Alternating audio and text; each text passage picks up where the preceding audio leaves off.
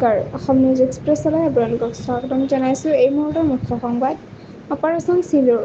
পেহেলগামত হোৱা নিৰ্মম সন্ত্ৰাসবাদী আক্ৰমণত ২৬ জন নিৰপৰাধ নাগৰিকৰ মৃত্যুৰ পিছত ভাৰত চৰকাৰে কাশ্মীৰ আৰু পাক অধিকৃত জম্মু কাশ্মীৰত সন্ত্ৰাসবাদী ঘাটিত চালনা কৰা প্ৰতিশোধমূলক অভিযান দেশবাসীৰ অনুভৱত প্ৰভাৱ পেলাইছে।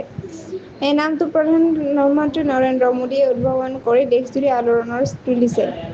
এই নামটোক ব্যৱসায়িকভাৱে ব্যৱহাৰ কৰিবলৈ ৰিলায়েন্স আৰু অন্যান্য ব্যক্তিগত কেইবাটাও কোম্পানীয়ে ট্ৰেডমাৰ্ক লাভৰ বাবে আবেদন কৰিছে।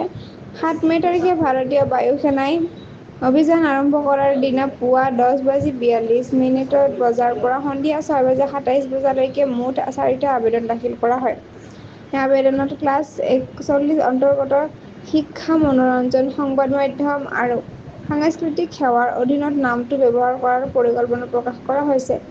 আবেদনকাৰীসকলৰ ভিতৰত আছে মুকেশ আম্বানীৰ ৰিলায়েন্স, মুম্বাইৰ মুকেশ চেত্ৰম আগৰৱাল, অৱসৰপ্ৰাপ্ত বায়ু সেনা গ্ৰুপ কেপ্টেইন কমল সিং ওবেৰয় আৰু দিল্লীৰ আইনজীৱী আলোক কোঠাৰী। যদিও এই ধৰণৰ সেনা অভিযানৰ নাম সৰ্বসাধাৰণতে ৰক্ষা কৰা নহয়, তেন্তে নামসমূহক ট্ৰেডমাৰ্ক হিচাপে পঞ্জীয়ন কৰাৰ ক্ষেত্ৰত কোনো আইনী বাধা নাই।